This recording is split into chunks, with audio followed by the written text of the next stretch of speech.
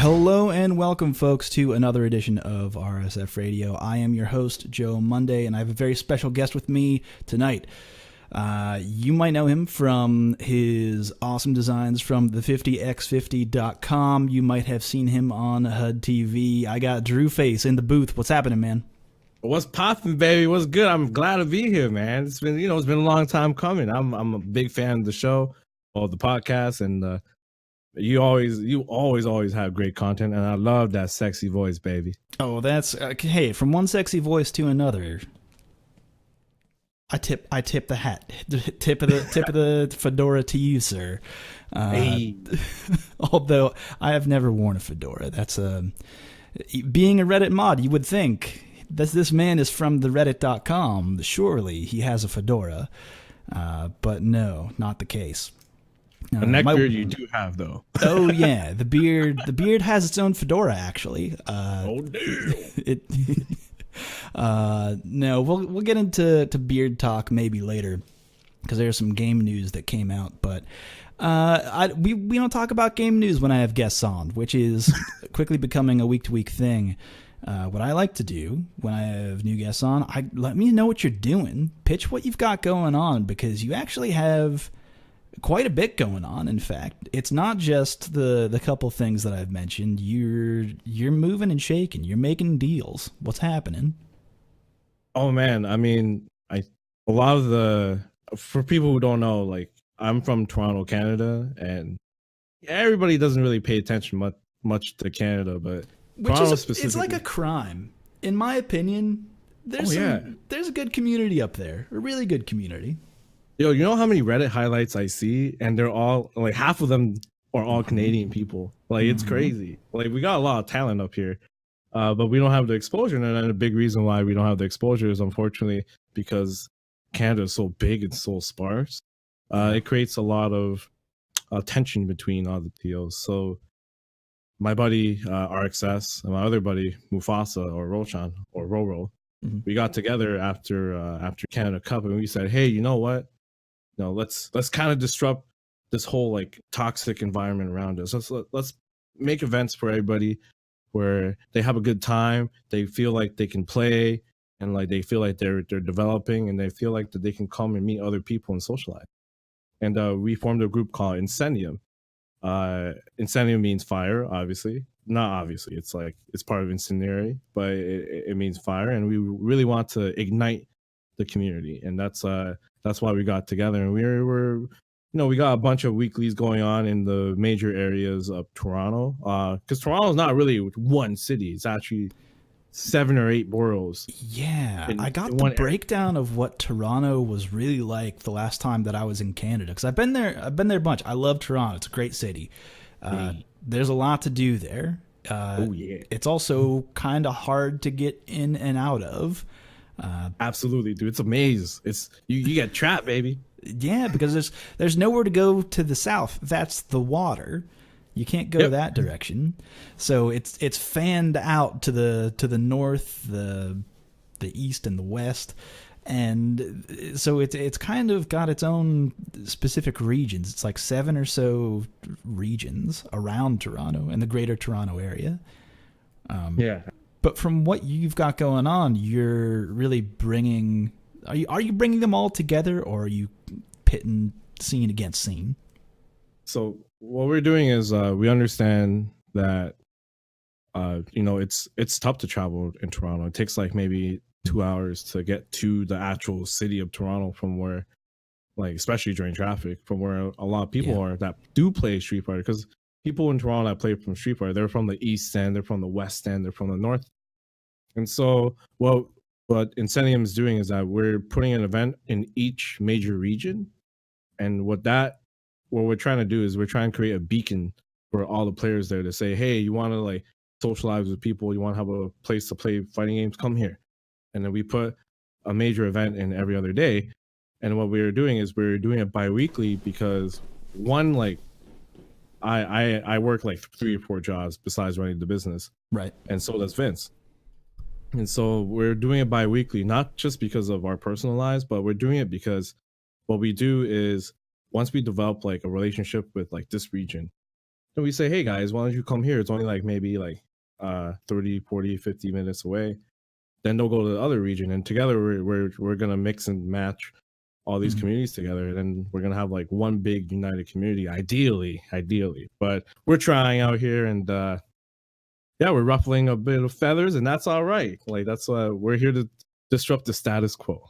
I'm for it because it's you're creating a web of, basically like a web of locals or events in your region, making that community tighter. I'm for it, and I want to see what comes of it in the next, I don't know, year and a half.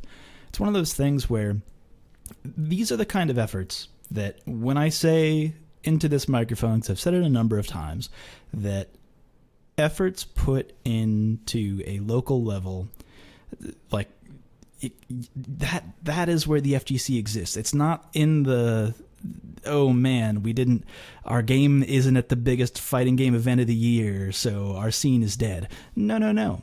There's so many levels underneath of it that require the efforts of people like yourself, Mufasa, all those people that you named, that it takes that extra effort to really, that's the FGC to me. That's not some subset of what the fighting game community is. Like that's it. That's the soil, in my opinion.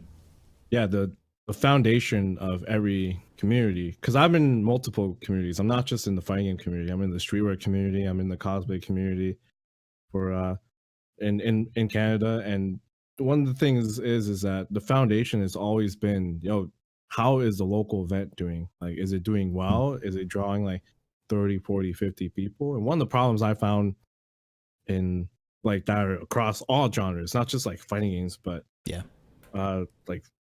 like other esports. I'm saying to them, like, where are these local events? How can a big event draw 400 people but not develop a single talent, not develop the passion play? Like that's why there's these top players everywhere in America, especially on the East and the West, right? Like the East and West are they're very heavy with their players because they promote their talent.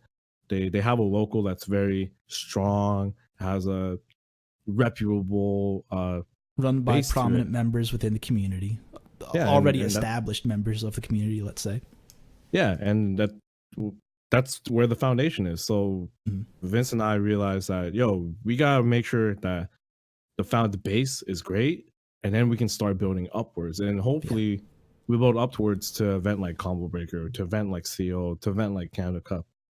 And yeah, that's it really does start at the local, and even like efforts online, like just getting people together, like that's a community, man. That's something that people really need to focus on. It's like it starts there. You start going out to your local, you never know how you would affect the other person. It could be positive, it could be negative, but you do affect the other person. You sitting down and playing with them and interacting with them can change their impression of the community and of the game that you're playing. Oh yeah, definitely. That over the last 3 years, that has been, I think, maybe the bane of the community itself. But in other ways, it's shown some really shining stars, like games that you wouldn't have ever heard of get promoted in specific regions that I think are very special. Sailor Moon S, for example. Yes. That's huge in Toronto. Huge. It's like 16 people always come out, and I'm saying, I'm like, where the fuck are you guys from? Yeah, Why the fuck do you guys only play Sailor Moon? That's just like hilarious to me. But at the same time, like, you're not the only community that has its own like pocket of, that's where you go to get that. Like, I think of the Vancouver scene when I think of Fighting EX Layer, because like. They're huge there. Yeah, that's like they've got Geki out there being like, hey, you guys, let's continue to play this game, and they fucking love it out there. But if they weren't doing that, though, if someone didn't take that steering wheel and just say, this is where we're going, we're going to promote this, is that they're promoting it too. That's also that's like a part of it that I feel like is so important, that even on a local level, you don't really see a lot of, or you don't see a lot of people have access to the tools to promote their own community, but like the hustle is there. You just gotta hustle. You're one of the hustlers, Drew, I think. Well, I mean, like I've heard that a lot, and you're right. Hustling is a big aspect of it. Like I said, these locals, they're a beacon. They're a beacon to show people. They're like a lighthouse, and the players are like sailors trapped at sea, and they're trying to fucking play fighting games, and you gotta be the beacon. And sometimes you gotta go out, you gotta reach out, you gotta talk to like everybody, you gotta DM them, you gotta slide in all these influencers DMs. You gotta be like, hey, you know, I'm not really here to hit on you. I'm actually here to like promote my community. I'm here to promote my clothing brand. I'm here to develop a relationship with you because I respect what you do, et cetera, et cetera. And and sometimes you gotta hope that they respond back to you, right? And and that they feel like you're not trying to be a fake person, or like you're not self-centered. Like, and then when it works out, and it doesn't work just for you. And sometimes a lot of people forget, no one gets paid to do this. Oh, right? The hell yeah! That is like, yeah, no one gets paid to do rarity.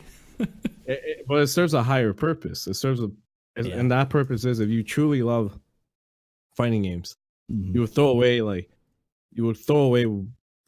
your self-centered ego to help keep your game alive. And that's why games like Smash Melee is alive, right? And like that's why Sailor Moon's a game, because like there's a guy named Missing Person in Toronto, and he hustled hard. He hustled real hard, right? He hustled real hard to grow his community, and like everybody made fun of him at first. They're like, why would you play Sailor Moon, right? And all of a sudden he's like outdrawing like the local scene in Toronto for that day, which is Sailor Moon. That's what you have to do as a person. Like, he wants to be the best at Sailor Moon, but sometimes you can't be the best, but sometimes you serve a higher purpose. Sometimes you grow something that's bigger than you, and that's what a lot of people don't understand. Like, you're complaining about why your game's not evil or your game's not getting the recognition, then maybe you should put down the controller and realize and help other people pick up the controller. And then one day when it gets big enough, then you can come back and, you know, play the game, because you can always come back and play the game. I once had someone ask me, how is it that you have the energy to continue to do these things? Because he saw all the other moderators fall out. He saw a lot of people lose interest in his own community. He's like, well, how do you keep coming back? Like, do you even like this game at the time? I'm like, no, I don't know. Street Fighter V is not my favorite fighting game, not by a fucking long shot. But not by, definitely not. But I tell you that. I support it though, because the majority of the people that are in my area, which is like our Street Fighter, they enjoy Street Fighter V. So I'm going to promote that, obviously, and be as much of it as I can. But he was like, so I'm like sick of playing it. Like, what do I do? And I told him, well, dig in, like, help other people come take another role. You don't have to be a player. You could be a promoter. You could teach other people how to play other games that you like. You could bring other games to a venue, or like run your own smaller brackets. Like, there's so many like little extra things that if you pour out a little bit more of yourself, then that really, I don't know, it's that little extra effort that will get you more involved in the community and also bring more people in. And that is, to me, that's, I don't know, that feels important. That feels important to me in some way. You and I go way back, because we both love Street Fighter 4. Like, we love Street Fighter 4. It's a very good game. Very good game. But look, we turned into community leaders because we don't like 5, but we've met so many great people from playing 5, from being associated with, right? Yeah. And you can't, like, that guy, like, there's a guy named Brutus in my community. If I shout on Street Fighter 5 and then child called Brutus, yes. That child called Brutus. My little white boy, yeah.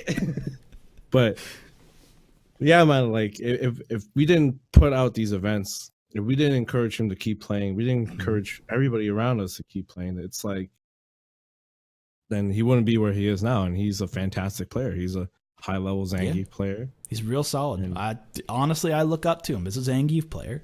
I look at what he does and I'm like, damn, that's some hot shit. Yeah, and he's like bouncing ideas off of each other. It's good stuff.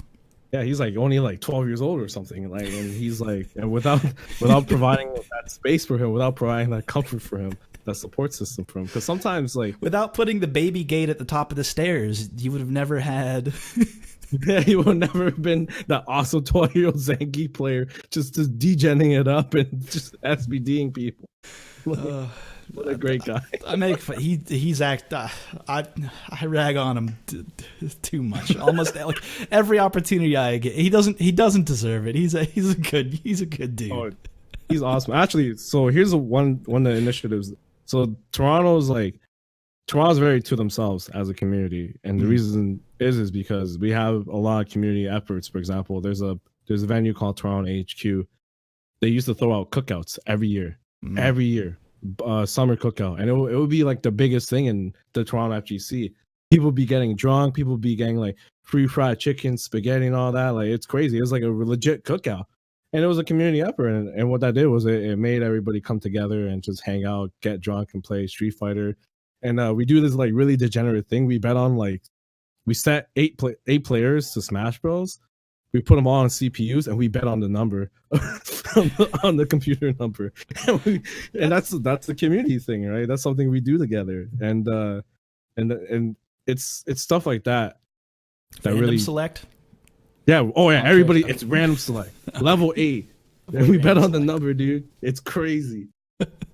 No, I'm for it. And then do you do the thing where, I don't know if the way that you bet, but however many bets you put down, however much you wager, you get to send drinks towards however many you won? Well, the thing is, the guy who wins, they always double up, or they go get food for people, or they try to, or the next time they run an event, they bring something like maybe like a pot of like fried rice, or more Kraken, more alcohol, more Jägermeisters. It's like, word. It's something. It's stuff like that. And I feel like I actually like the taste of Jaeger. People hate it, but I actually fucking love it. Dude, I bet you pair it with Red Bull all the time. Dude, here's like this is one of, so I'm going to say this into your microphone. This is one of my, no, I don't want to say it's a guilty pleasure, because I just think that we should all just have pleasures and own our pleasures. I'm going to own my pleasure. There's no guilty pleasures. Just I love Carly Rae Jepsen, baby. I love Carly Rae Jepsen. People rag on that album, and that's a fucking good pop record. Emotion is the best pop record of probably the last 10 years. In the last decade, probably. Right? So fuck everybody else. Carly Rae Jepsen is not a guilty pleasure. It's top 5. I'm for it. I'm with you on that. But no that's another pleasure for another time. Red Bull and vodka is a thing that I genuinely like the taste of. That's dope, dude. I don't. It feels that is like so like against. I look at it and I go, this is against my character, and then I drink it and I go, this is in my character. It's in my body, which means it's in my character, baby. For it. No, so here's what I have another guilty pleasure. I love Mountain Dew. I'm hella esports when it comes to Mountain Dew. I love fucking Mountain Dew. But you know what I love more? Apex I love gamer Mountain Dew and vodka. Okay. And you know what? And then I get a little lime. I like dip it into the vodka and Mountain Dew mix. And I'm like, what a great cocktail.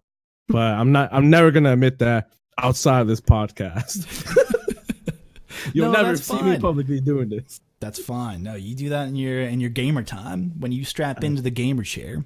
Oh yeah, I get drunk and I'm ready to play some Street Fighter. I'm ready to play Nerf 3U again. Oh dang, man, they really ought to buff for you, don't they? He's pretty good this season. Can't complain. Yeah, he's in an okay space. He can do interesting things. I just wish he could do better things. I wish his crouching medium kick was better, but that's another conversation, because I still want it. There's other stuff that you're into that I have to I have to turn it back to the stuff that you've got going on, because we haven't really even talked about the 50x50.com and what that even is. So 5050 was a streetwear brand that I started in 2016 because I had a lot, I stopped playing Street Fighter 5. I was very discontent with it. But there's a little space for me to like. I really love fighting games. I really love Street Fighter. I really love everything like that. And I realized that the merch around me was ass. A lot of merch around me was ass. Since Broken Tier was gone, it was like 2016. I think like I don't know, like some guy printing on Gildan t-shirts was like the thing in FGC at the time. And I was like, I sat there. I'm like, hey, I'm a senior graphic designer at a big marketing company. Why don't I just make my own clothing line? Because I can probably do a better job, and I know like how to like. Because I'm a streetwear nerd. I'm a like absolute supreme dork. Like my underwear says Supreme. And I was like, I probably know a little more than this guy printing on Gildan t-shirts.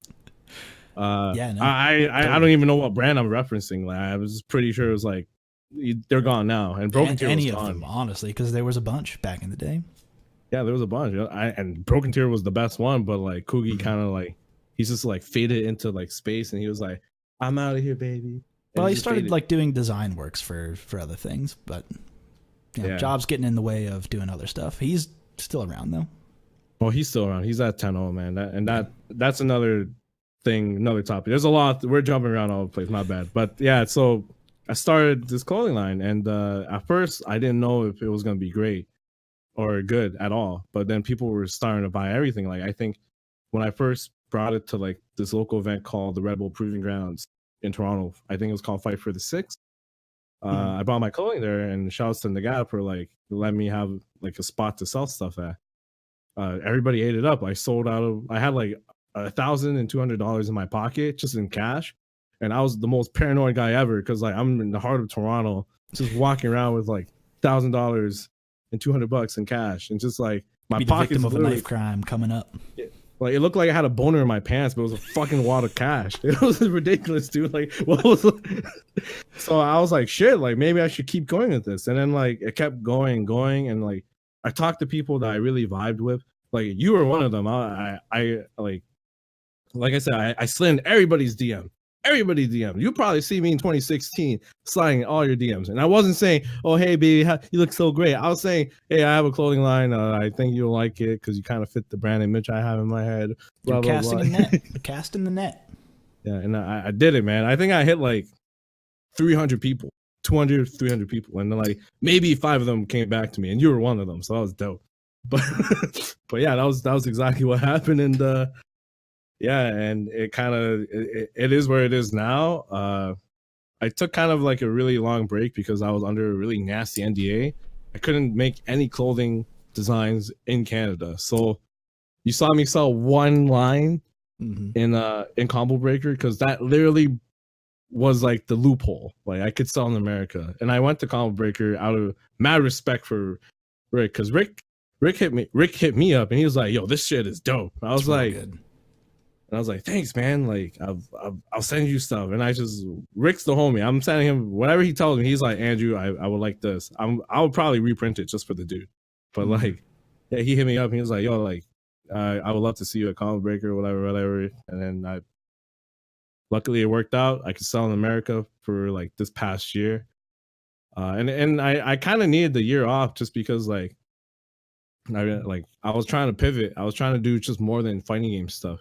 Because I do have like an expertise in like sourcing fabrics and actually stitching and all that.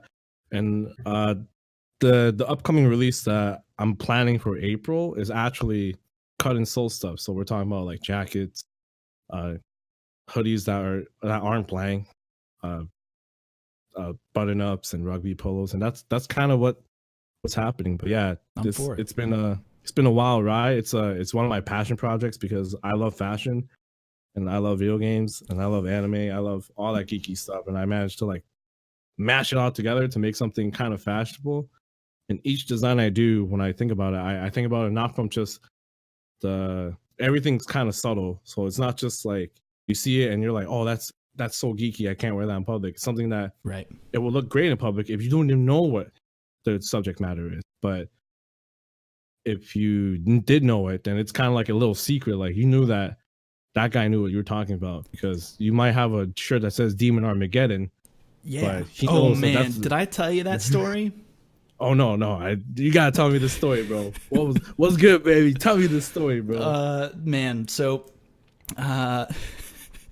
I was walking into a Lowe's, and walking into the Lowe's, I was wearing the Demon Armageddon shirt, and this woman, who I believe was native Japanese, or at least could speak Japanese, she looked at me and my wife walking in, and she like yelled at me and pointed with finger, your shirt, it says 50-50.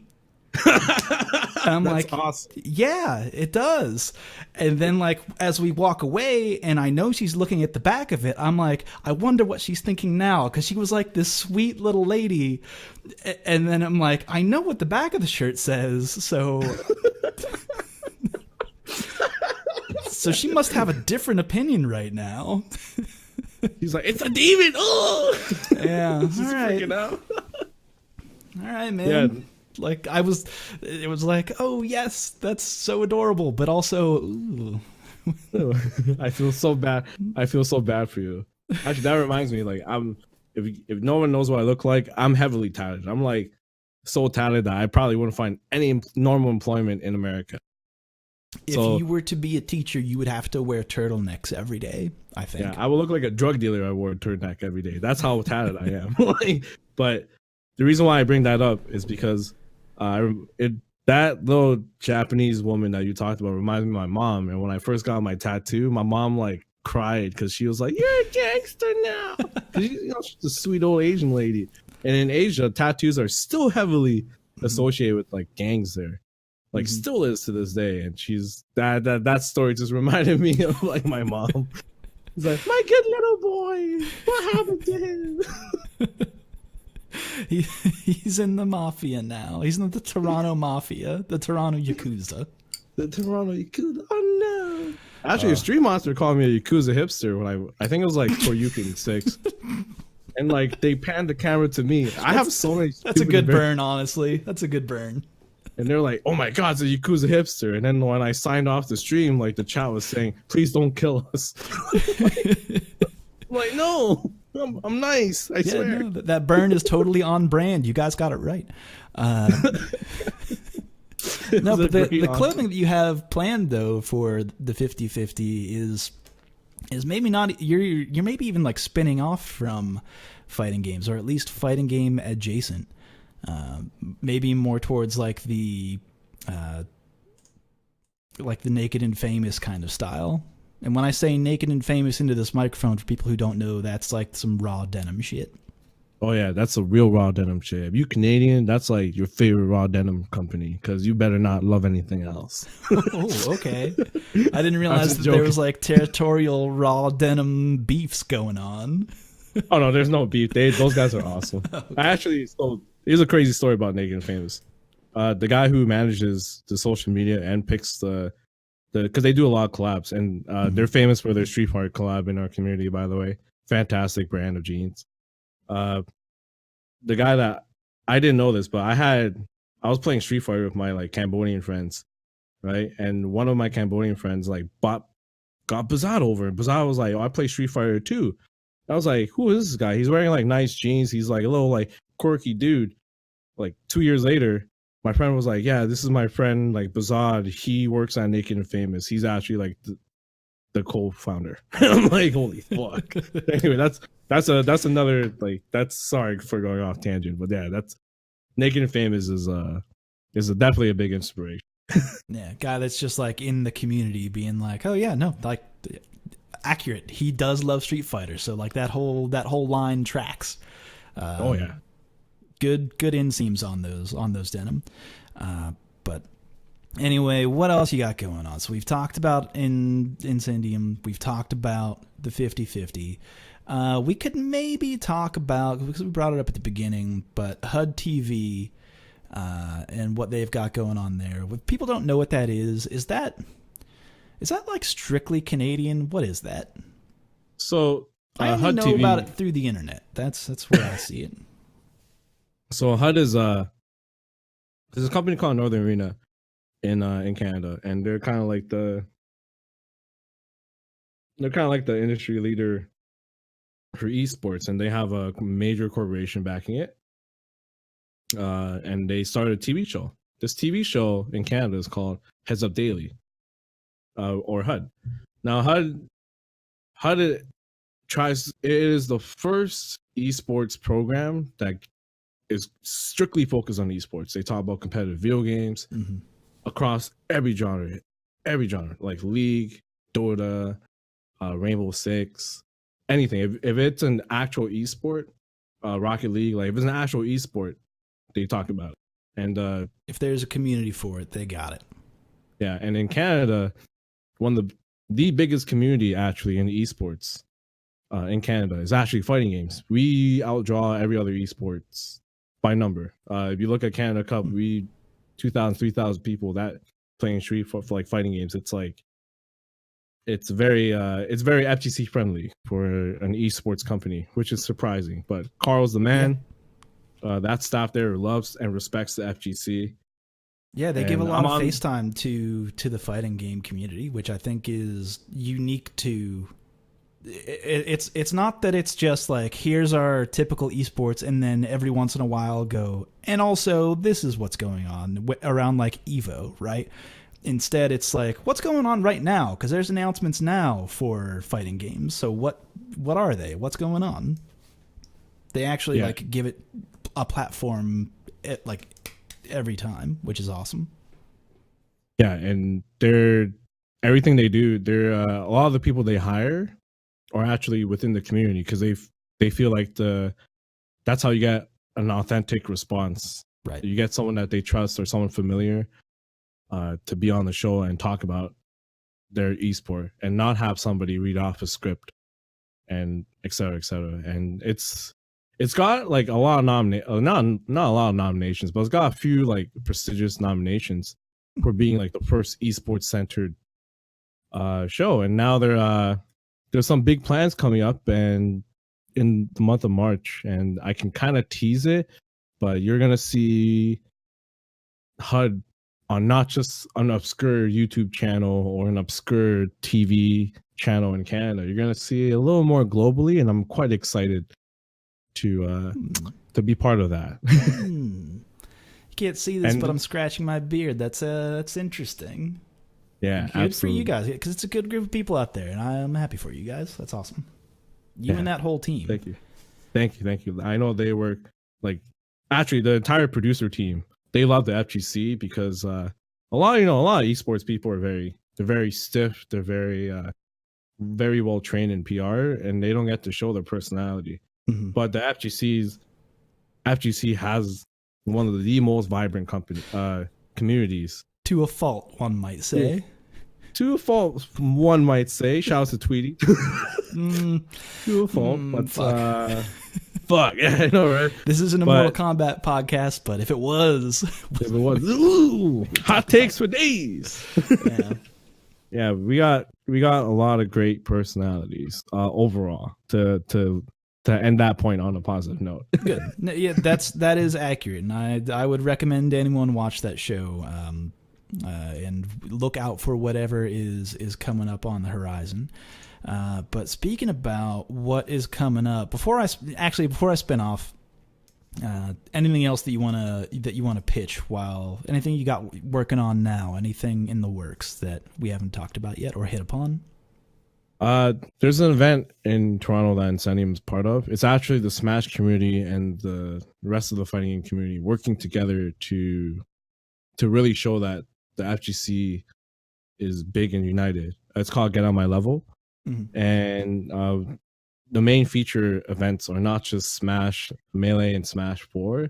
It's also Dragon Ball, Tekken, and Street Fighter 5. And if you guys don't know, one of the best things about this place is that it's a 24-hour venue that's within one of the iconic venues in Canada.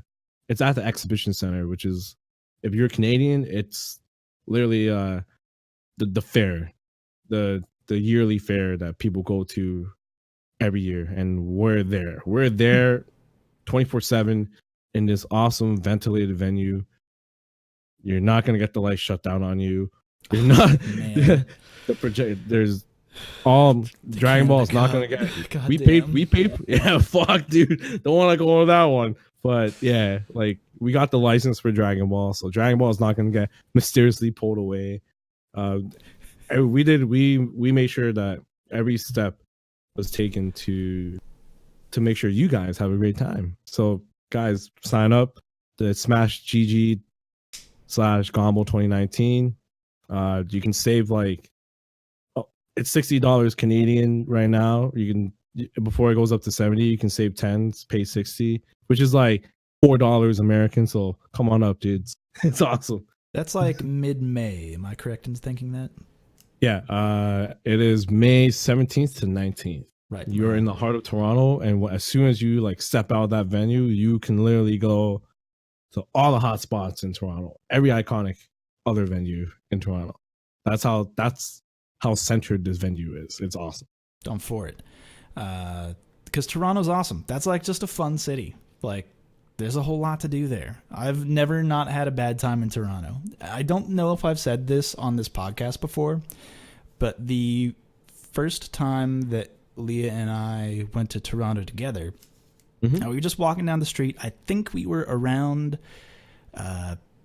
we were probably close to the Eaton Center. And, and that's our Times Square, by the way. Okay. I mean, it's big enough. I get it. We were walking somewhere close to there. I can't remember which direction or even what street, because we were probably walking to somewhere. And a car pulled off of the road, like onto the sidewalk. In my mind, he like pulled off on the sidewalk, like right in front of us. It was like an emergency situation. Hopped out of his car. He like beams meanly, like right in the eyes. He's like, he's coming for us. And he's like, hey, you two. And we're like, whoa, it's just two people walking down the street. Like, what the fuck? This guy just like, is he going to steal us away? What's happening? You guys like baseball? You want these Jays tickets? I have to get rid of them. I'm going to the airport right now. You have to take these Jays tickets. I'm like, we're like, all right, like, we'll go watch the Jays game. Like, this guy had to like stop us in a like, I'm gonna throw you in my car and abduct you guys way to be like, oh no, I have to be nice to you. Welcome to Canada. Yeah. But I'm like, whoa, all right, man. It was buck wild. And then we went to the stadium, and that's a really nice stadium. See, that it doesn't happen that often, but it did. Something like that happened to me too, really recently too. I was and that, it goes to show Canada's imagine Obama. I'm quoting that dude. He's awesome. He said Canada is an optimized America. They do their optimal combos up there. Yeah, we still drop combos. We're still famous for that. But sometimes, shouts to Doug Ford, you always dropping combos. Oh anyway. Man, that was a fucking trip, man. That was literally Mary Quimby in real life. That's awesome. I thought that was like the peak of ridiculous, like, politic news until 2016. But this is not a politics podcast, folks. Oh boy. We just can talk about anything. It's crazy. But go ahead. You're saying something happened to you. So recently, I'm walking into the subway station, and I'm about to pay for like the subway fare. This person literally walks up to me. She's like frantically like panicking. She's like, "All right." I'm like, "Hey, what's wrong?" She's like, she looks at me. She's like, "All right, I spent like $12 for this day pass, and I only needed it for one stop because I thought I was gonna like be in Toronto for longer, but I'm not. I'm done what I have to do." And I'm like, "Well, can't you just give it to somebody else?" And she's like, "Would you take it?" I'm like, "Sick, I'll take it." And I just traveled literally across Toronto for like 12 hours. Rode for free that day. For free, and it's just shit like that happens in Canada. Like one time this person dropped $60 in front of me. I was like, "Hey, you lost your $60, dude." And he turned around and he's like, "Don't worry about it." And he like walked away. And then I had that story $60. Doesn't even sound real. What? Yeah, I was at a gas station I'm pulling up to my like. So here's the fucked up part. I heard Katana Prime has told me, like, I have heard a lot of my American friends. They've told me that when you go to a gas station, you pay first in America and then you fill up. Right? Like if you are paying with cash or if you're going inside first, you pay there. Otherwise, you can just pay at the pump. Yeah, but here's the thing: in Canada, you don't have to pay at all. Like you can just fill up your gas first, and then you can pay. Like you don't have to pay at all before filling up. You can literally just fill up and then pay. That's how trusting Canada is right now. Man, now I'm thinking about a time that I went to a Canadian gas station and went, yeah, I'll get 40 on one. And then she must have been very confused. Now, like looking back, huh? Yeah, because the thing is, you usually go in and say, oh yeah, my pump's number one, and then they'll be like, oh, you paid $40. Like, I mean, oh, you pumped $40 worth of gas. Please pay us $40. Whereas wow. I heard in America, you have to pay first, or else you can't get your gas. Yeah. There's like a sign that specifically is like, don't you fucking drive off. We will find you and arrest you, and you will go to jail. You will go to prison. No. Yeah, like in Canada, it's like, we'll find you, but just, you're not going to ruin it for the rest of these guys. Everybody else is following the law. All right. Well, sorry, because you're saying that, and I could spin it off to one more gas station story, but I will save that for another. That'll be for later, because we got to talk about fighting game stuff, because there's fighting game news. There's a lot of fighting game news. There was a lot. The one thing that I want to, I guess we should touch on first, because it's the most prescient. People are wanting to talk about this right now, but EVO 2019, the official lineup is out there. They've got, well, should we name the games first? Let's go through it. If you hadn't heard already from the wizard himself, McRibs, the McRib wizard, Unist, yes. Smash 4 Ultimate, Dragon Ball Fighters, BlazBlue Cross Tag Battle, Tekken 7, Street Fighter 5, Soul Calibur 6, Mortal Kombat 11, and Samurai Showdown. Damn. That's a very that's two unreleased games on that list. Not only that, it's this is the most variety EVO's had in a long time for their main roster. Like, there's a lot of variety there. Yeah. I was actually, when I saw this list, I actually wasn't very surprised. Like, I didn't do a guest list, but this wouldn't have been too far off, I don't think.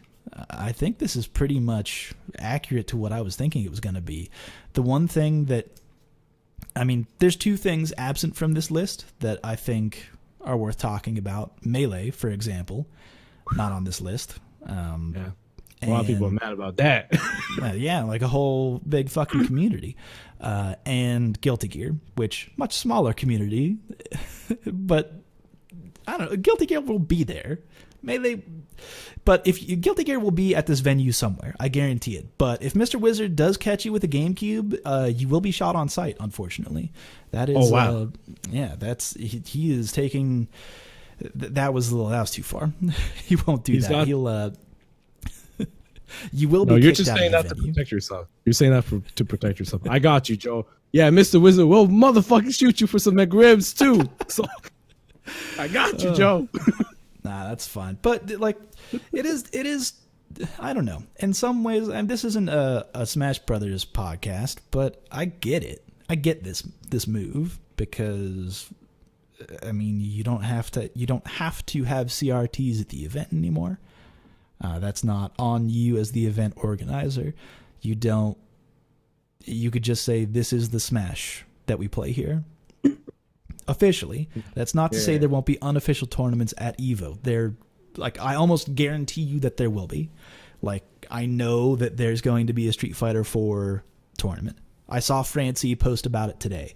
Like, like she ran it last year, and she's like, hey, any interest? And people are like, fucking yeah, of course, like, run that shit again. Like, Guilty Gear will be here. It'll be at the Anime Illuminati suite, right? It'll be there. But anything on this list that surprising to you, or anything here that is out of the ordinary? Well, I have 2 points. My first point is Eunice is the biggest surprise to me. I didn't expect Eunice to be there. And the reason why I didn't expect it to be there was, frankly, due to Guilty Gear having solid numbers and Eunice, while still being an amazingly solid like community and steadily growing, I just didn't think it was going to get any main event time because Evil generally likes to showcase newer games. It's people have to understand, and this is like my second point. Evil has grown to become a platform for game developers to showcase their new game, and what better place to do it than at literally the most competitive fighting game event ever. Yeah, and that's Evil. You'll walk the floor and see a half dozen unreleased games. Not uncommon. Not uncommon at all. Not uncommon. And I feel like the Eunice choice was a little... It kind of shows that Evil still does care about growing the FGC. And having Eunice there will give it a lot of more momentum that it's having right now. Because Eunice, in the last year, in 2018, it had a solid 2018. It's been steadily growing. But with Evil being there, it shows that it can be a big player and that it's going to have those main roster numbers. That being said, that's also the reason why I bet. Like, I bet. I don't work for fucking Evil. I'm not Mr. Wizard or Markman, even though I look like Markman. I don't work for Evil, but you can kind of see that they didn't include Melee because Melee has grown to be extremely self-sufficient. It has an amazing community of dedicated players, and it's large. It's a large event, a large community. And it has multiple events, 12, 16 majors for it by itself, like around that number. Whereas Eunice doesn't get enough time in the spotlight at all. And I feel like they kind of gave Melee spotlight to Eunice because Eunice not needs it, but it could help. It could help grow that game into something bigger. And Eunice, apparently Eunice is very well received. I literally bought it as soon as it was announced. Oh, really? You didn't own it? I didn't own it at all. I was like, the latest update. I mean, the latest update only came out last year, so I think it's still riding that wave. And it was a good game in its release, which was early last year, I think. Yep. If I'm not mistaken. I don't know exactly when it happened. I don't know how months work, obviously. We know that one. Don't worry, man. But it rode that wave, and it's coming into 2019 strong. It's getting that Evo presence. And I feel like here's like the revolving door that I actually find really refreshing almost, is that the last time that Evo took a chance on an older game, because the original version of that game released... I don't know how many years ago it was. 2014. 2014? Yeah, 2014, 15. So like a long time ago. The last time that they brought back an old game was Melee. Yeah, and you can see that. So here's the thing about Melee. Melee, the documentary saved that game, right? It revived that game. But what Evil did was bolster it. It was like, hey, this is a legit game. It's here to stay. It's back, and like it's fantastic. And that's what Evil did, and I feel like that's what Evil's doing for Under Night. It's saying, yo, Under Night, it's a game that people should really support. And honestly, it's another awesome marketing tactic on their end. It shows that they still care about community development. And I'm not gonna lie, when I hit Evil, I literally bought it. I was like, what's the hype about then? Why is that Evil? Because like I understand why Cross Tag's that Evil. I understand why Tekken 7's that Evil. Like Mortal Kombat 11, Soul Calibur 6, Samurai Showdown, and Ultimate's that Evil. I get that. But why is Under Night that Evil? And I'm sitting there, I'm like, you know what? I should probably play it before I like talk about it. And yeah, I literally bought the game like within the hour, and that's awesome. It's a good game. Yeah, it has a great tutorial. I'm super for it. I've been saying that for years. It's good. Yeah, and I think that, like I said, I think they literally did it to help bolster Under Night's community and legitimize it in a way. Yeah, they're on the rise. The other thing that I will say, because Melee is out, I want to bring up a quote from Glenn, aka the Game 2K, that guy, the stats guy. GYT. I remember him as you get your tournament guy. Oh, okay, yeah.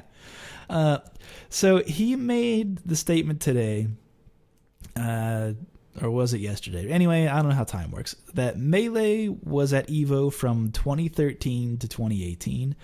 At most, 48 different players could have made top 8. And from his count, only 22 different players had reached top 8 in that time frame. Oof. That is a very small player pool dominating that game for the better half of a decade or half a decade. I mean, you have like Armada Hungrybox dominating that game for almost 20 years. Like, it's kind of, that's, you know what? That's the thing. That's like, doesn't that get stagnant for somebody? Like, as a viewer, Yeah. like, in a way, you want consistency, right? That way you can build narratives. It's very easy to market, but if it's that small of a pool, it's kind of like, wow, I can expect this every year, blah, blah, blah. Mm-hmm. And of those 22 unique players, 13 players made only one top 8 appearance. So, like, you're getting at least 9 people who made it every year or something like that. I don't know how numbers work or stats, but that just seems quite alarming that it would be so dominated for so long and pretty much uncontested. But out with the old and in with the old, as they say. Absolutely. I love used underwear. Old games are like, I don't know, it's like it's a good thing though. And also, it's fucking EVO. These games will be here. If your game isn't promoted at the EVO level, you and I are all about just make it a fucking thing. Just bring it and do it. Every year that I've been to EVO, or nearly every year, I should say, I've seen a flyer printed out on an 8x11 taped to some fucking post in the middle of EVO being like, hey, this room of this hotel is where Samurai Showdown 2 tournament is happening. Like, that's awesome. And that's where the Sam Show 2 is. That's how you find where Sam Show 2 is being played. Or like KOF. KOF has a grand finals every year and you hear it. I know exactly when it is because they're fucking loud and it's awesome. They fucking love their game and they support it. It's great. I know it'll be there. I'm not like second guessing or whether or not KOF is going to be there because I know it will. It's fucking EVO. You can play whatever you want. But here's the thing, and you and we're kind of cut from the same cloth. But if you want to see a change, then be the change. Right? Absolutely. And look, if you want to see, so there's a story. I think it was 2007 EVO. Martin just fucked up the entire bracket for like 2006 EVO. Mm-hmm. He was like, whatever happened. So Guilty Gear wasn't a main game anymore in the roster. So in 2007, you know what they did? Oh, they brought main roster numbers. They banded together. And they're like, yo, you know what? We might be a side game due to like one person mess up, but he doesn't represent all of us. Mm-hmm. And so they got together. They ran a tournament. It was fucking huge at the time, like 89 or like 90 people. I think it was 79 actually, 79 people. And at the time, like 2007, that's like really huge numbers. Yeah, that's huge. So what happened next year, 2008? Look at this. Guilty Gear Accent Chord's a feature game again. Right? So you kind of like, you want to be the change? You want to make a change? Be the change. Yeah. And honestly, that is the case because I feel like I was going to bring up this gripe earlier, but I'll bring it up now. Is that we say that and we believe it and we act on it. But I feel like that number of people who are willing to go and do and make the best of their scenario and the best for their community, I feel like there's only like, if I were to guess, maybe 200 of those people in the FGC, like total. I feel like that number is not very big. And that's all right. That's all right. It just takes one man to make a change. Right? Sure, I guess in my heart of hearts, I just wish it was more. I wish it was more people, because you see all of the numbers of people viewing or people arguing about fighting games. You see so many people arguing and spitting such bullshit about fighting games. I guarantee you that they don't even know what the fuck they're talking about, and they're arguing about it. I swear to you, it's maddening. But it's mad tilting. it's crazy when at the same time it could be like, well, just, I don't know, just enjoy the things that you enjoy. Make it like if you don't like 5 because you liked 4, or you don't like 4 because you liked 3, or it's not like the Alpha series, just go make your tournaments. Run your online tournaments. Yeah, Gil Stole My Ride had a very long twit longer about like people just not putting in the effort, even though they say outwardly, yo, I want to play Street Fighter 4, but they don't. It's all just, it's a bunch of yammering. Hey man, 4 years ago there's a Street Fighter 4 revival, and I don't see that revival. Quite frankly, you don't see it either, man, but it's all good. That's just the way people work sometimes, man. It's feels good to bitch, man. Feels good. But the place you can bitch, though, if you want to bitch and be productive about it, oh boy, do I have a place for you. Oh yeah. It's back again, baby. It's back again. So we've run on our Street Fighter for since it was like only a couple months after Street Fighter V released, community feedback threads that are a collection of all of the data that you guys say, we want the netcode fix, we want this, we want XYZ. We put that into a list. That list is then voted on, like once it's fully formed by you, the community, and then we send that voted on list to the people at Capcom, our people at like Capcom US, and we also spread it on all of social media, all that shit, in a very like easy to consume form. The people are the people that we know at Capcom US, and this isn't just like the current people. I'm talking about like historically, like all of the people who've like that's been its own revolving door of people who have been working at Capcom, have said that it is helpful to them when talking to HQ. But this is where you want to go if you want to say, I want Ryu's crouching medium kick to be better. Yes. I will definitely be there. I definitely voted on that. I don't know where it is here, but I'm with 7 of 10 people who voted for that. But I love what you did with this. I love what you did with this because it not only shows empirical evidence that there are like inherently problems with the game. It also shows that you're involved in the community, and it shows that it's not you complaining. It's got like thousands of votes here. Yeah, about these complaints. It's thousands of people that care, and this is specifically how they care. It's a laser it's not a shotgun. We're not just yelling into the void of Capcom saying, do this. Yeah, it's not a void of Twitter saying, do the thing that I want. No, it is specifically this many people, and it is, let me say this, it is only as useful as however many people we get to engage with it. I'll say that as well. I mean, from my marketing experience, when you do a sample size, you usually do it out of 1,000 people. You clearly, like, if I count all these totals up, you have around maybe 3,000-ish numbers, or 3,000, 4,000-ish numbers here.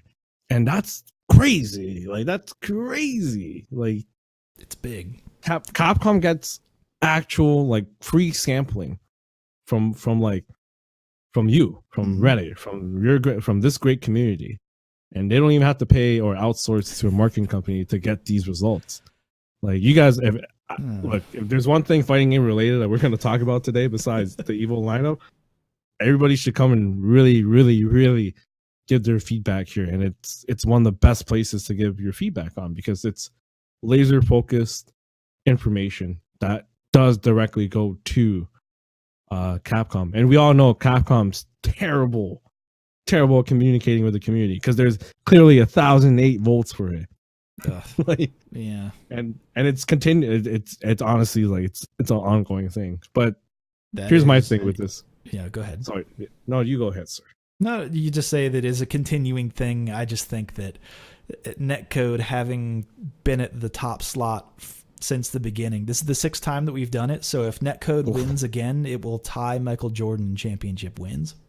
God damn. It'll be the king. And you didn't even take a break. You didn't take it, like, this poll did not take a break. Yeah, we didn't go play baseball for a season and then come back and run it again. No, we've been playing this game the whole time. 6 seasons straight, baby. 6 seasons. I respect it. Back to back to back. It is LeBron James of making the finals. That is this poll. This poll is the LeBron James of making the finals. And guess what? Every time we send it to HQ falls on deaf ears, just like Golden State Warriors stomping out Cleveland. Anyway. Oh, the NBA. It's kind of fucked up right now, but that's another story. We should definitely have a sports podcast. I love basketball. I can go in depth with it. But so here's the thing. I love this feedback thread. The thing is, my general feedback for Street Fighter 5 in general, and just is actually more Street Fighter in general. Is and I think we discussed this like a little bit. We touched base on it, but Street Fighter has had a hard time finding its identity, and the problem is, Street Fighter historically has shown that there's an idea of Street Fighter that people love and think about, and it stems back, in my opinion. And here's my ridiculous, like, long-winded rant. It comes and stems from the base that Street Fighter 2, that is the game that Street Fighter should be continually. It should just be updating and improving on Street Fighter's 2 feel and mechanics. And I say that because Street Fighter 2 is still the most selling fighting game in Capcom's roster. Street Fighter 2 literally birthed the entire genre, right? Like, without Street Fighter 2, like, we wouldn't have all these deviations of amazing fighting games. Yeah, and not even just Street Fighter, but fighting games in general. Yeah, like, it's crazy. And the thing is, Third Strike killed it because it didn't play like Street Fighter 2. But what happened when they brought back Street Fighter 4? The one thing Ono mentioned was that he tried to make it play like Street Fighter 2. And it did. It did play like Street Fighter 2. It was very intuitive to play. It was very easy to get into, but they added like that extra layer of depth with the technical abilities of like focus attacks and like all these crazy links and combos. Mm-hmm. But and that played like Street Fighter 2. And then when we see it deviate from Street Fighter 2 again to Street Fighter 5, we get this like polarizing and splintered community. So in my mind, my feedback, and I can't vote on my feedback, but my feedback wouldn't just be for Street Fighter 5. It would be to Capcom to really reassess their principle on Street Fighter and make it a really focused brand and not have this brand that's very loose, right?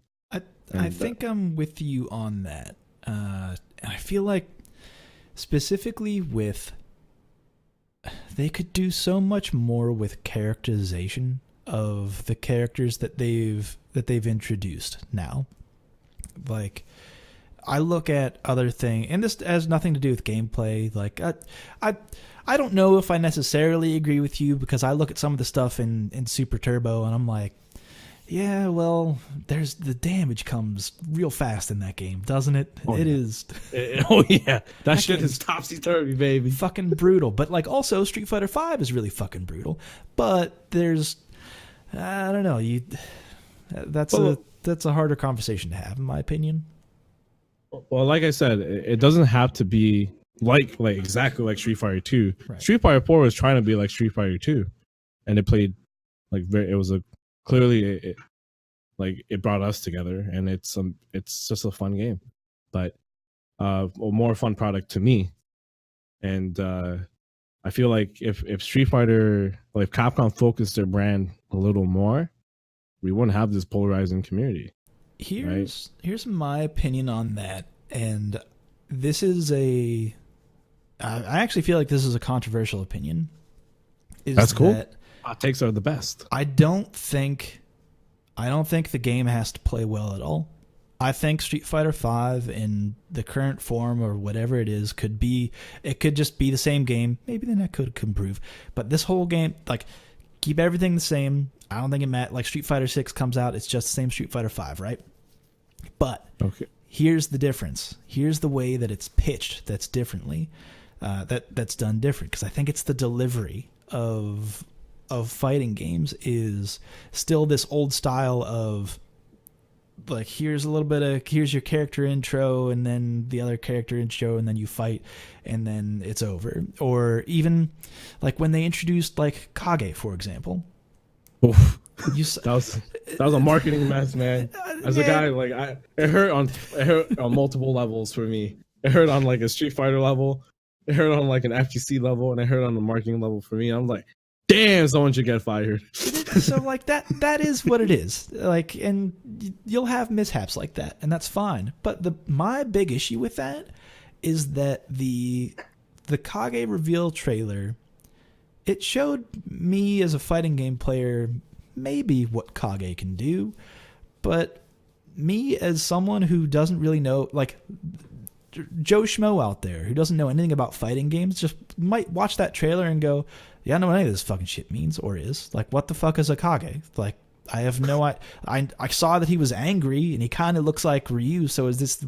I saw this from like very brand new players who saw that trailer, watched Capcom Cup, showed up on our Street Fighter and were like, so Kage is like Ryu, right? And me as a fighting game player, I'm like, well, no, he plays totally different. But also, like, the way that the characterization of this character was pitched, there's nothing about him except for he's an angry man with the horns and some teeth. But like, you need to see a dentist. He definitely does. You look at what I look at what other games are doing. I look at an Overwatch, for example. Mm-hmm.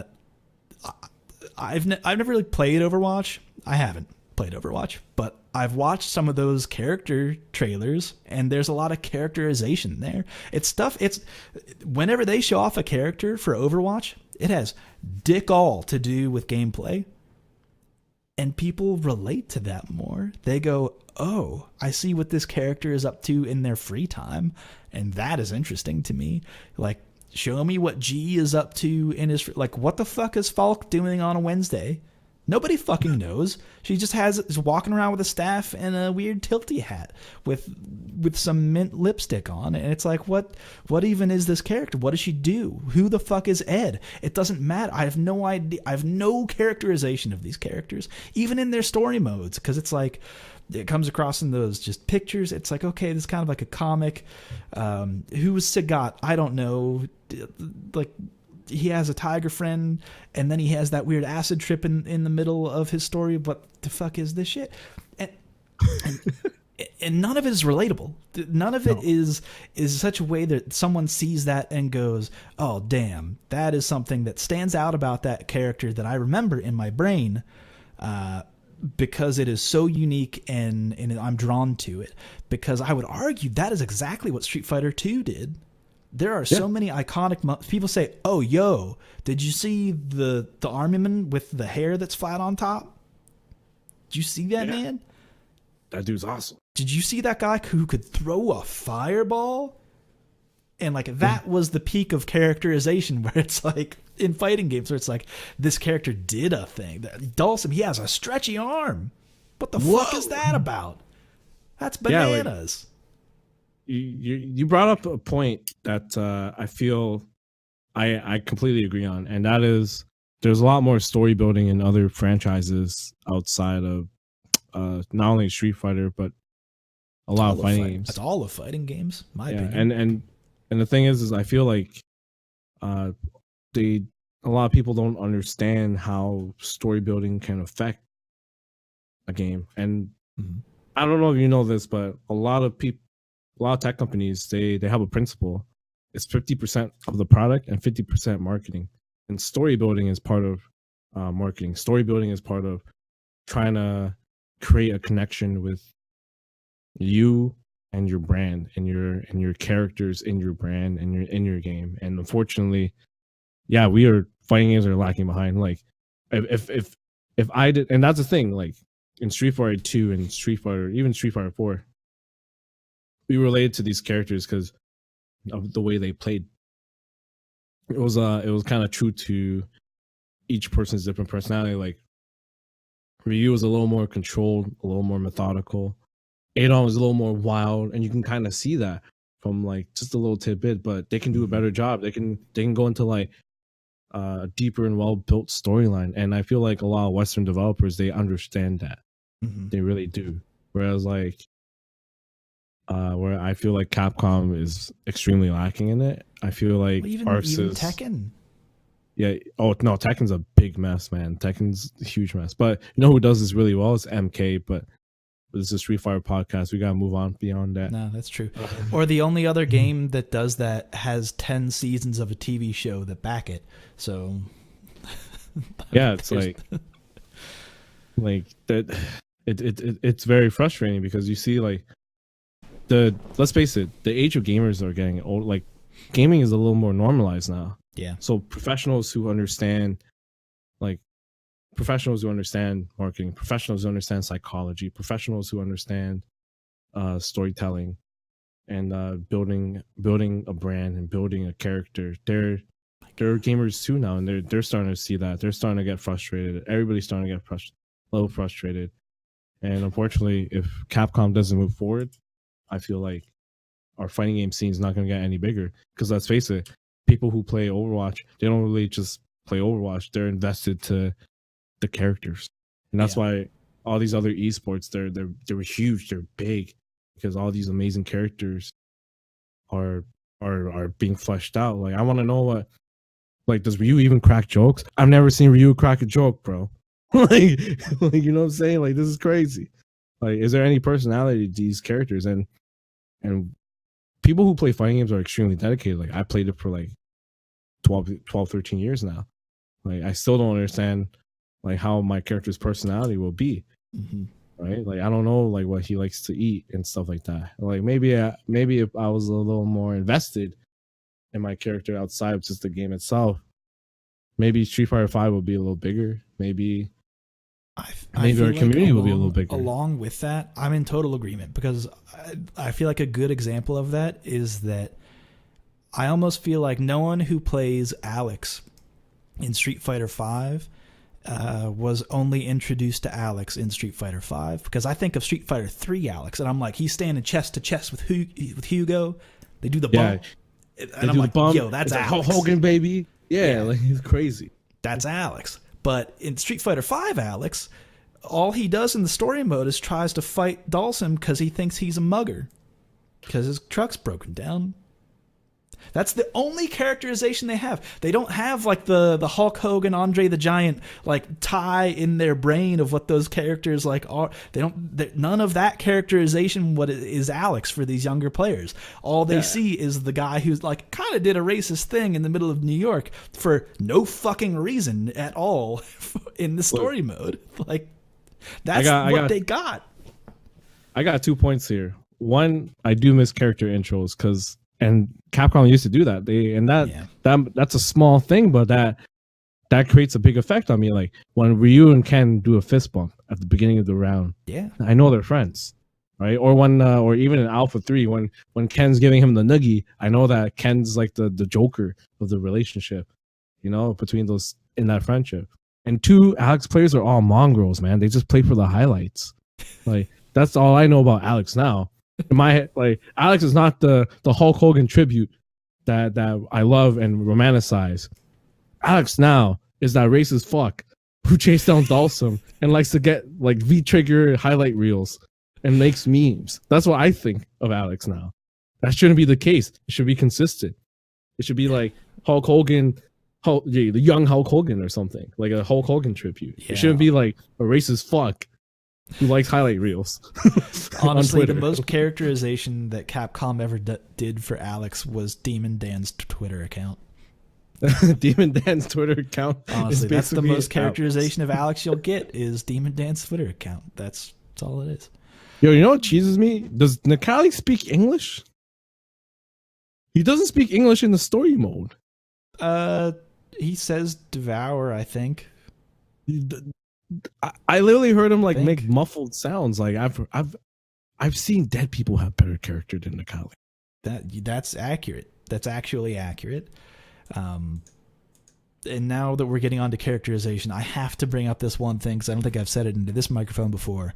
But Kage, because I play the game with the music off. By the way, I will say, Street Fighter V, we've never had a complaint about the music. The music, it actually fucked. The soundtrack rips. Street Fighter music has ripped for centuries. It is always so good.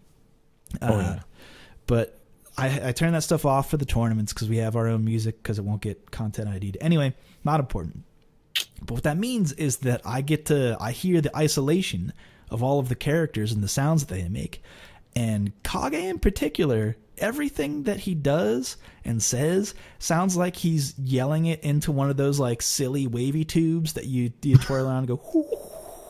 You know what I'm talking about? The crinkly one that you yell into, and it's like, I'm yelling it.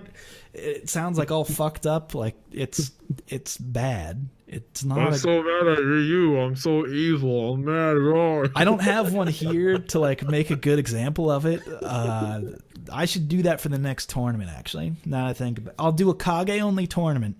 Maybe I shouldn't say this into a microphone, but I will anyway. No one will steal it before next Monday. I'll do a Kage only tournament and commentate it from just only yelling into one of those silly wavy tubes. That's what I'll do for sure. You know what? I have an amazing idea to help your Kage idea. Have vuvuzelas in the background.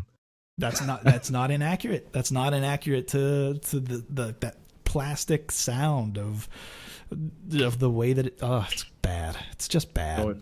Oh yeah. No. Anyway, I can't listen. Anyway, that's enough rip because again, I will say the music, fantastic. It's so the good. best it's ever been. Kage's theme, it fucking rips. I think it's good. Absolutely. I think it's a good theme.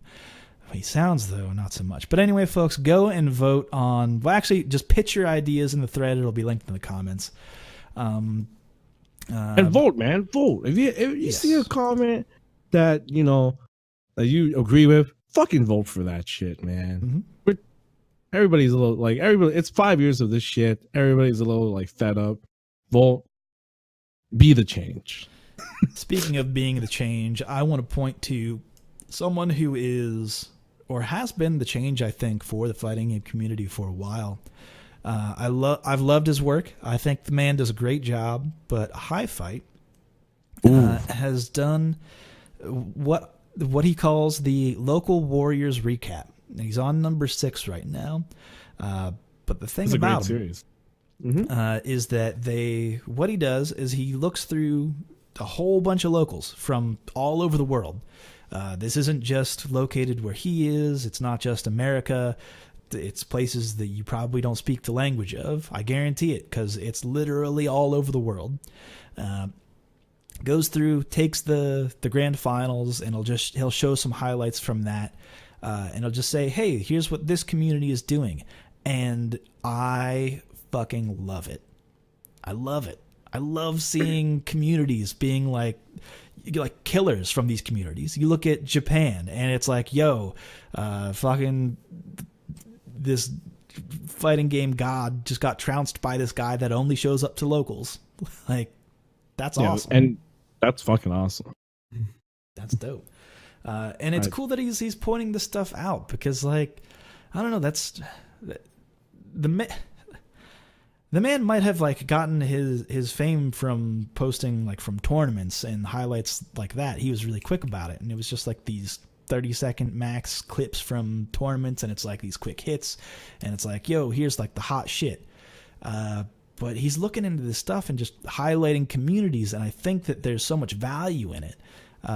Even as someone who just wants to be, I don't know, I want to be cognizant of what's going on around the world.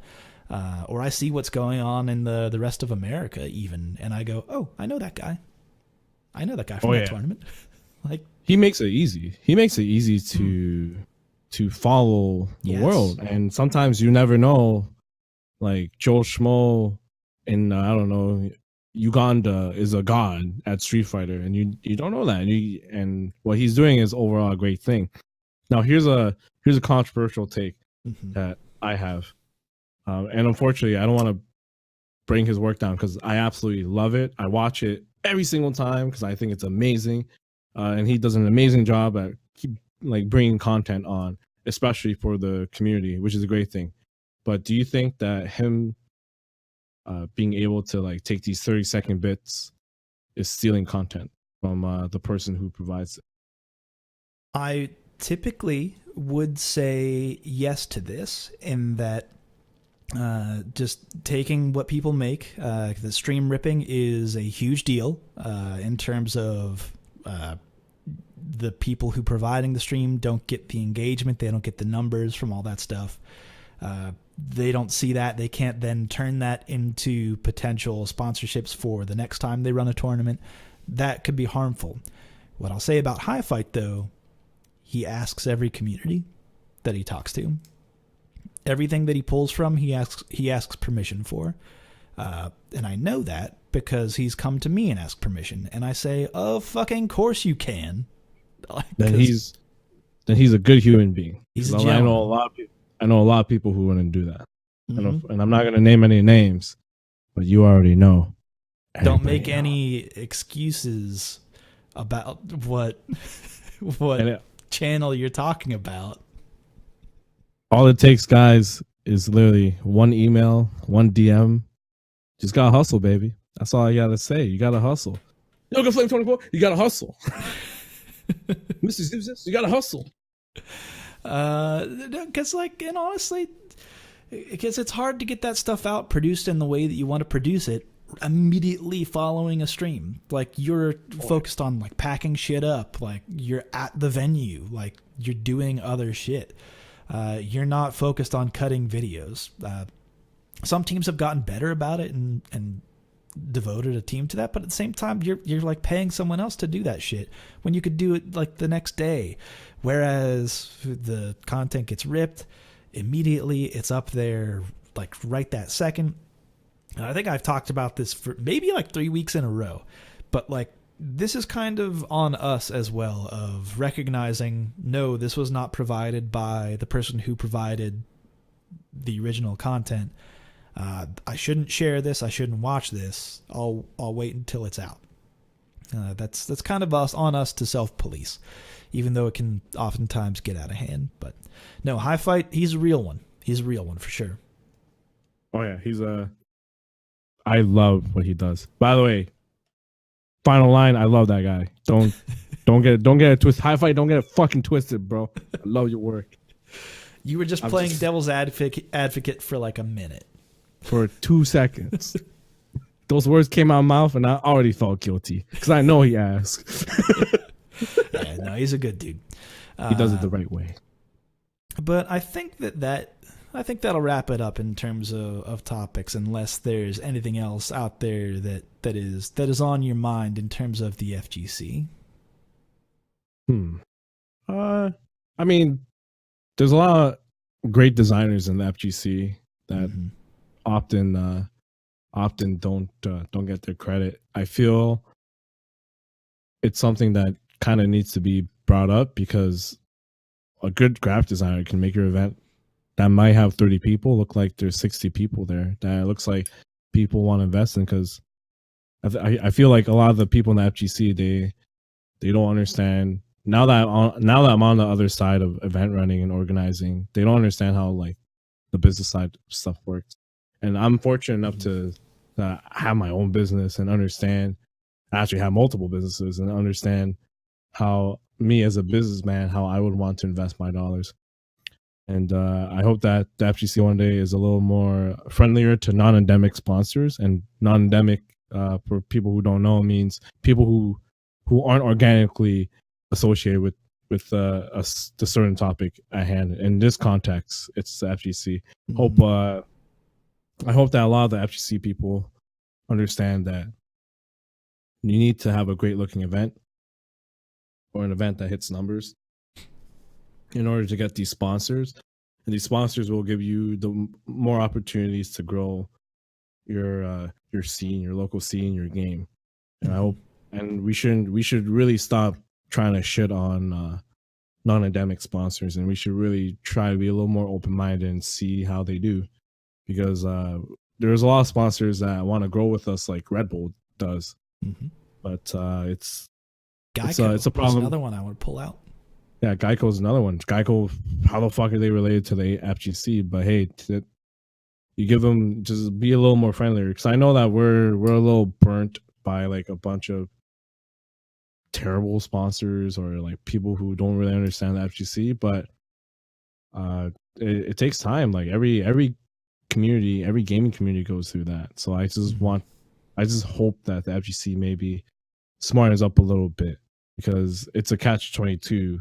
You complain about having like a small pot or not being able to like live off like playing this game and being the best at it, but you also shit on people who want to funnel money into it and create an ad space so that they can mutually benefit your community by creating an ad space and create another stream of revenue for themselves. It's kind of like they're not doing it just to like steal money from you, because most sponsors don't ask for money back at all.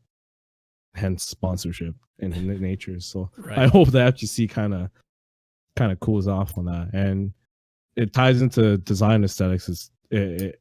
As a graphic designer in the scene, you know, you pay for. Sometimes you have to pay for people to do great work for them. Like we're not on that MS Paint shit anymore. Yeah, if you want it to look good, pay the person who did it and trust their opinion sometimes. Yeah. Or a lot of times, sometimes. Yeah. Depending on the person, right? Like yeah. So yeah, I think that's all I have to say about anything else related to the FGC. No, that's been a gripe on my mind for a long time. No, I'm for it, because I understood the whole backlash, and I still understand it. The backlash against, we don't want to be esports, because the connotation to that is that there's a lot of companies who were looking to swoop in, invest, and get the fuck out and not care. Like, that continues to happen. That is still very true. Yeah. What we're talking about is somewhat different. We're talking about making sure that we have our shit on lock enough to go to like actual big names, go to like a fucking Geico and say, hey, car insurance company, would you sponsor this tournament series? And then be like, well, actually, yeah, what you've shown here is pretty good. I'm okay. You can show me that you can tell a storyline with people and characters. You can show me that you can produce good work here. It looks good. It's got that panache to it that I like. And that could bring in that type of sponsor who can see the value in us and invest in that and just let us do what we want to do still, and not say you have to do it this way, or you have to have this XYZ about, you know, with the event because that's what we're about. It's like, no, they'll work with us if we like put in some fucking effort. So here's the thing, to bring up another point, people don't understand. Nobody has an idea what esports actually is, right? And a lot of times it just comes down to esports is it's just a tournament with the production value to it.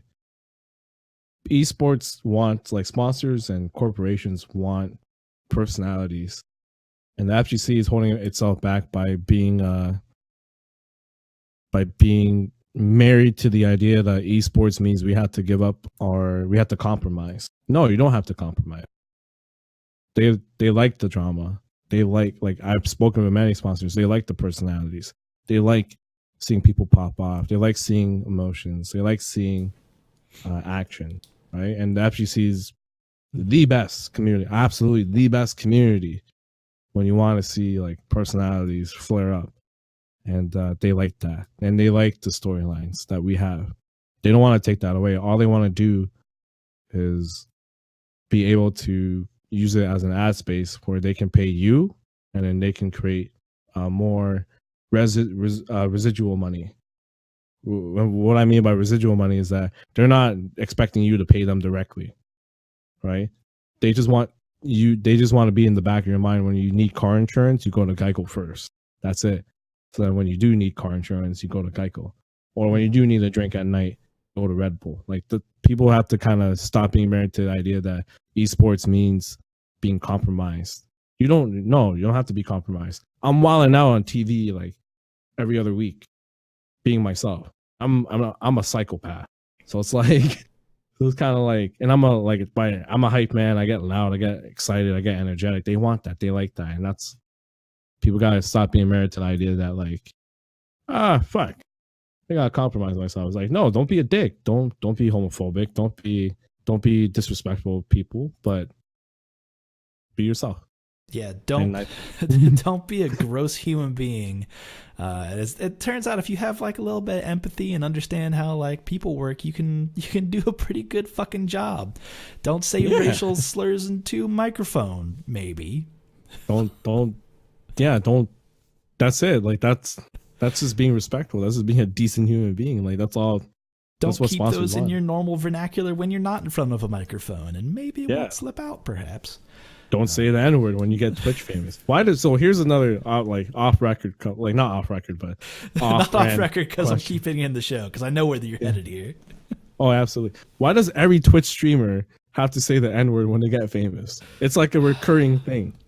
Specifically, like I have very a ridiculous popular theory. white man says racial slur into microphone, apologizes, and gains X number more fans. See, that's my theory. Fucking it's a strategic racial slur, not to show that they're racist, but to create controversy. Because any publicity is good publicity.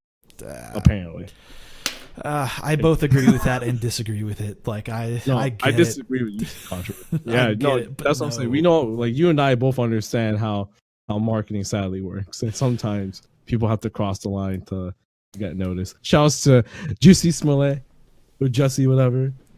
Empire is going down, baby. God damn. But no, positive note though is that I feel like communities are realizing that more and more, and getting people in line. I think not like it's just in line that like it's okay to talk to people. It's okay to bring this stuff in. It's okay to grow the community. I am super okay with the people who enjoy fighting games in the future to like outnumber the people who currently enjoy it, which means that it would be a whole new, like brand new skin. Let's get it off. Out with the dead.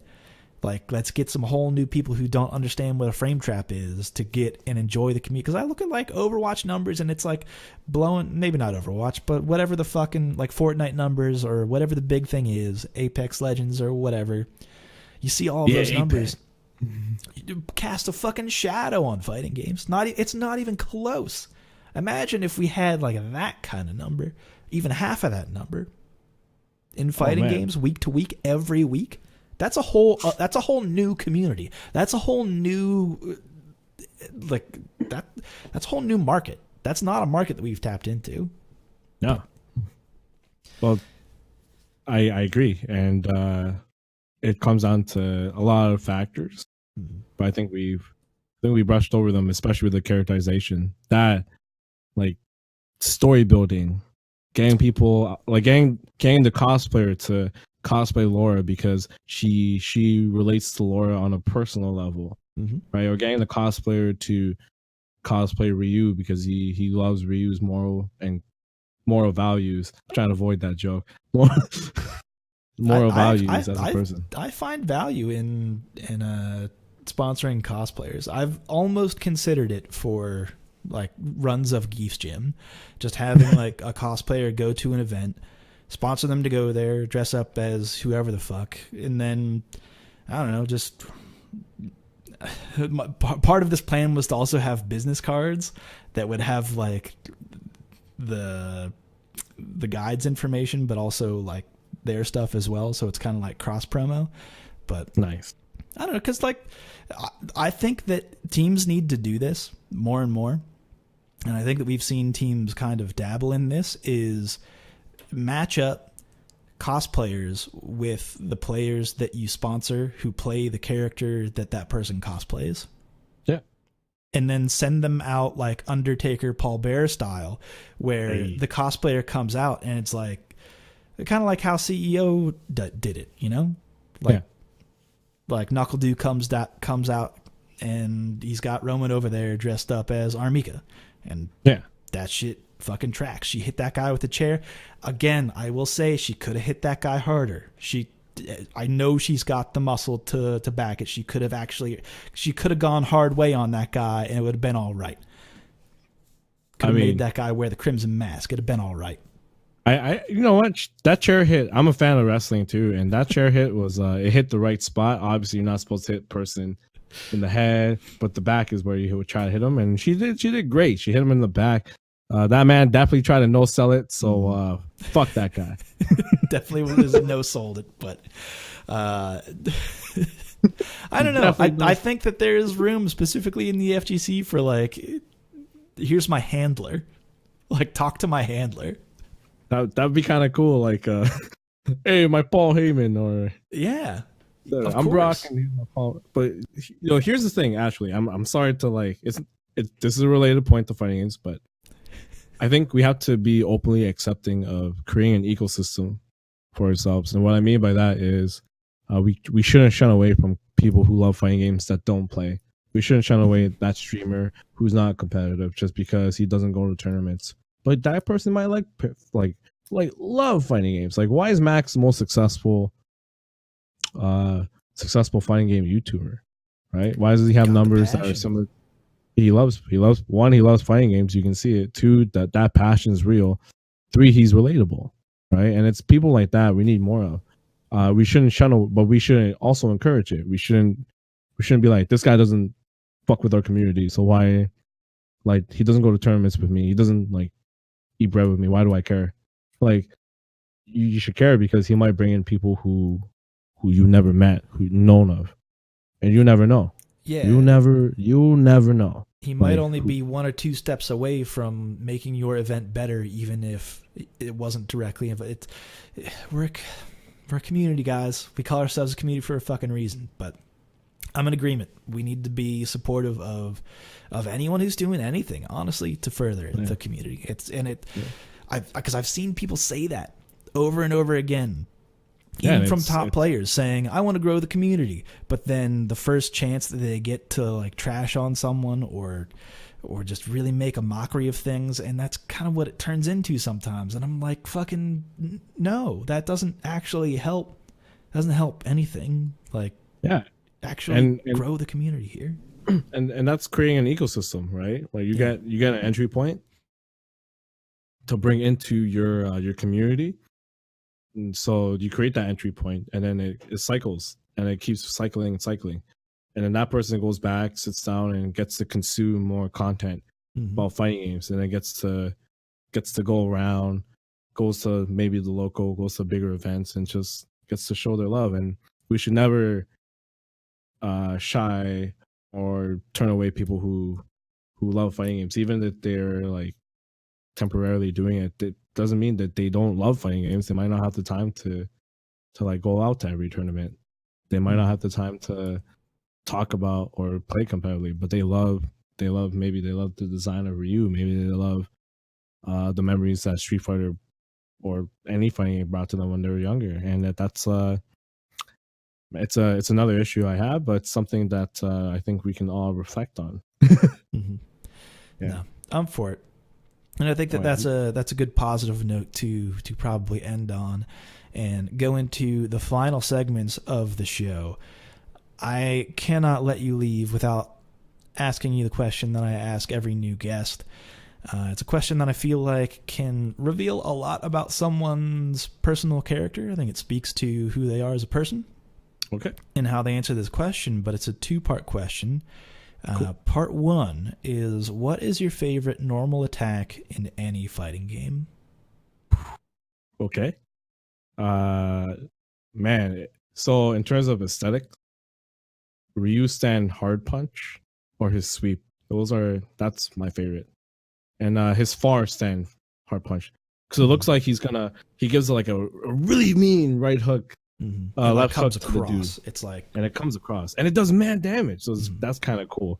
But my favorite normal attack in any fighting game to use is Ryu's or Chun-Li's crouching meme kick in any other game but 5. And the reason is because it's such a great poking tool, man. I love that tool. Utility. A lot. You're not the first person to like it for its utility. Chun-Li's, especially in Third Strike, is just, whew, It broke the game. Yeah, basically. Yeah, it honestly did. But yeah, Ryu's sweep too. It's like that iconic sweep. I see it in my head. I know exactly what it looks like. Sweep the leg, Johnny. Sweep the leg. Yeah, kind of. No, it's a good move. I like how you had this is for aesthetics. This is for game. I'm for it. Part 2 of the question, though, is what is your favorite combo in any fighting game? Ooh, that's tough. I think I have like a few combos that I like, but you can kind of see a pattern there. I love Magneto's ROM combo, especially MVC2. I love hearing when people do it. That rhythm is like, it's so relaxing. It makes my back tingle when I hear people like do the ROM and like I get to physically hear it. Break down the ROM combo for people who might not know. So the ROM combo is a Magneto combo in Marvel vs. Capcom 2 where he, I believe, goes tri-dash.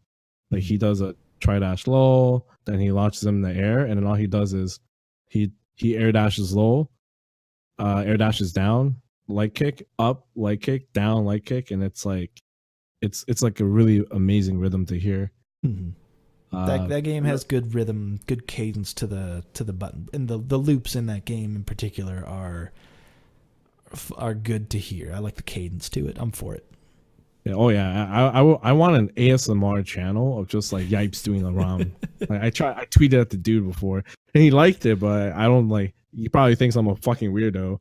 But like it's just an amazing sound, dude. Like just a silent room and just hearing him just hit the fucking ROM and just going up and down. And I want him to like really start off the video too, going, "Yo, this is Yipes. This is a ROM combo, ASMR," and he just does all that. That'll be fucking amazing. But that's my fucking fantasies. The other combo is I really like the hit stun decay combo in MVCI, and I know that game looks fucking ugly, and I know that the hit stun decay combo was broken, but man, was it hype! Like every hit stun decay combo, I was like, it broke my mind because like. The intricacy for them to break and avoid the hit stun decay. Because you also, within your scene, had some... UMVCI had some good players within your community, if I'm not mistaken. Oh, yeah. We had Timo, man. Right? The greatest Canadian... That was by the way, that's like the greatest Canadian heritage moment ever. Timo winning Canada Cup. But yeah, man, when he did those HSDs... that room popped as if he was like GSP. Like that I've never seen. Every Canadian stopped what they were doing and watched Timo try to beat up Richard Wynn. It was awesome. But yeah, when he hits the hit stun decay combo, that shit is so hype. Mm-hmm. Man, that game, man. That game. It's like when I think of Marvel vs. Capcom Infinite, I think of the change from going from Ryu's crouching meme kick in Street Fighter 4 to Ryu's crouching meme kick in Street Fighter 5. It's just fucking whiff. and that's unfortunately a whiff on Capcom. That's an accurate statement. That's an accurate statement. I know I've said this before, but I don't think I've told it to you. Mm-hmm. But in my grocery store, not the good grocery store that we go to, but the bad one around the corner. I don't know if anyone else has like that bad grocery store that they go, like they know in their mind, like it's convenient, but it's not the good one. The produce sucks. Yeah, it's never, you don't want to get your produce from that one. Like I don't. But regardless, in that one, they have a video game rental machine, kind of like your Redbox, but for video games. And every so often when I walk by it, it's the original trailer for the Marvel vs. Capcom Infinite, and it's that Chun-Li face looking up, and I'm like, every time I walk out of that being like, of course this would be in the bad grocery store. And folks, that's how you know you went to a great or shitty grocery store. You never know. It's a toss up there. You never know who you're gonna meet inside that bad grocery store. It's you can say it's a 50-50. And well, indeed, that game was fucking tricky, man. Like that game was fun. Oh, that game was so fun. I loved it. It was actually fun. Yeah, I loved it, but not enough to keep it alive. Yeah, yeah. In all honesty, that's the sad. I only have enough energy to keep a couple of games alive, and I didn't have time for that one. But it doesn't mean that there's someone out there who shouldn't make the time for it. If you like that game, hell yeah, pitch it, bring it to Evo, put it on, fun. like make your own stage, do it. I know that there will be one there for Street Fighter 4. Why not? Marvel vs. Capcom 3. Why not 2? There's room for all of those games. Absolutely. Why not X-Men vs. Street Fighter? Oh, man. People like that game. I don't know why. I don't know why people like I get it. It's broken. It's broken, dude. It's broken. But there's an argument to be made that broken fighting games are actually super fun. Like I'm on that side of the argument. Okay, good. Because like I think that Street Fighter V is probably the most balanced Street Fighter game in history, and it's boring to a fault. No offense. To a fault. To a fault. To a fault. Give me that broken shit, man. Give it to me. Yeah, it actually inherently creates an underdog story. Actually, yeah. And that's a built-in narrative. And we were talking about making some like story building, and making a relatable product. Having characters that are slightly better than, or not slightly better than others, creates that storyline. Anyway, yeah, it's that uphill battle. It's that it's a Rocky movie. Everybody loves Rocky. Alex Valle, Hugo versus Bonchan Sagat. Oh man, that's not a winnable. That's not a winnable matchup. But Alex Valle won. Fuck, dude, that's a story. That was one match in Evo pools fucking years ago. It was. And we talk about it now. It was in pools. Like it wasn't a big match. It was in pools. Oh man. Oh man. But yeah. Anyway, folks, that'll be a show. I know we might have done a little excessive dunking on Street Fighter V in this episode, but to that I will say that I like that game. I think that game is worth supporting. I think the communities that surround that game are worth supporting. Absolutely. If you see someone loving on it, love on them with it, help them love it. If you can help them push their community and push what they want to do with it, fucking go in. We got to help each other on this. The rising tide raises all boats, and we drown it out here. So yep. that is where I will land on that one, because we might have gone a little hard in the paint. Oh, we definitely went hard in the paint like Waka Flocka all day. All right, man. Well, Drew, it has been a pleasure getting to talk to you for about closing in on 2 hours now. But thank you for taking the time and joining us on this episode of RSF Radio. Where can people find you on the internet? Man, you can find me on Twitter and Instagram. It's at Drewface _. But more importantly, you can find my community initiatives at Incendium, Incendium _GG on Twitter, or Incendium Gaming on Twitch. Mm-hmm. And you can definitely check out my clothing line too. It's another endeavor of mine that's FGC related, or was, at the 50x50, and that's for everything. That's the 50x50.com. Hey, you bringing that tiger shirt back? People have been asking me, and I don't think I will.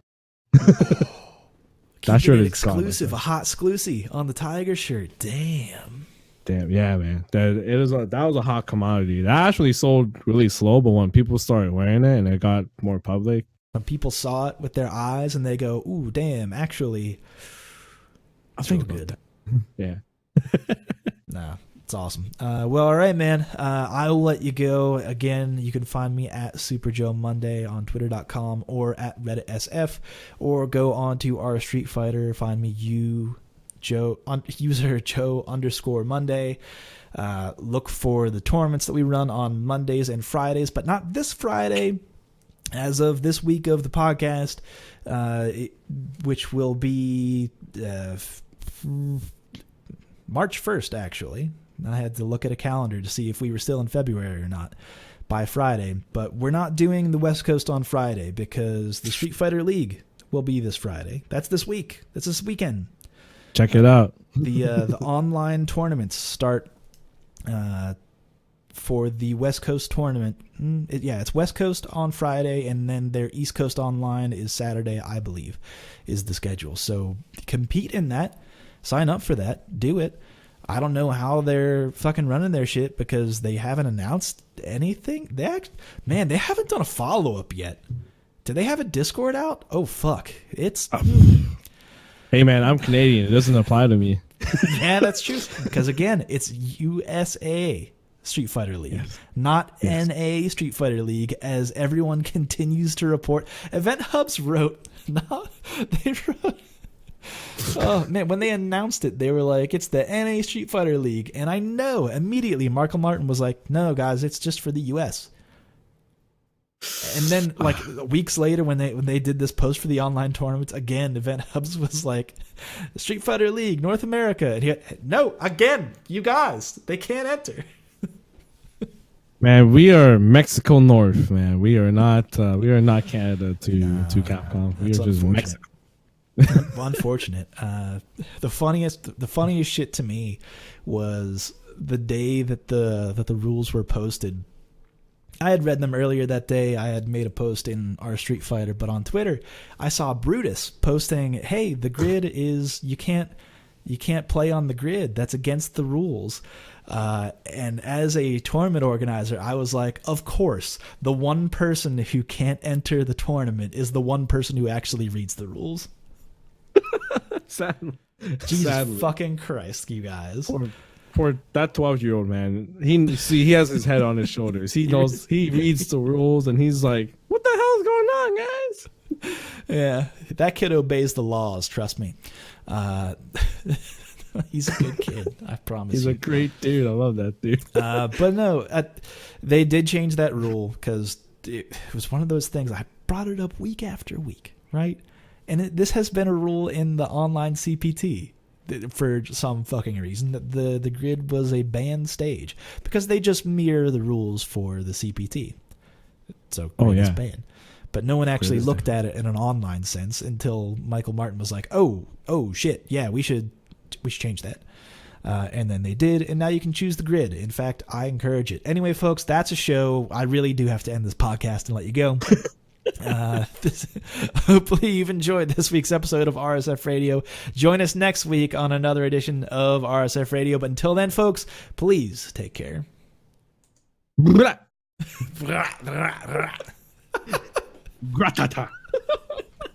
Thanks for having me, man. This is really fun. This is really fun. We could have gone for 4 hours if we talked about anything.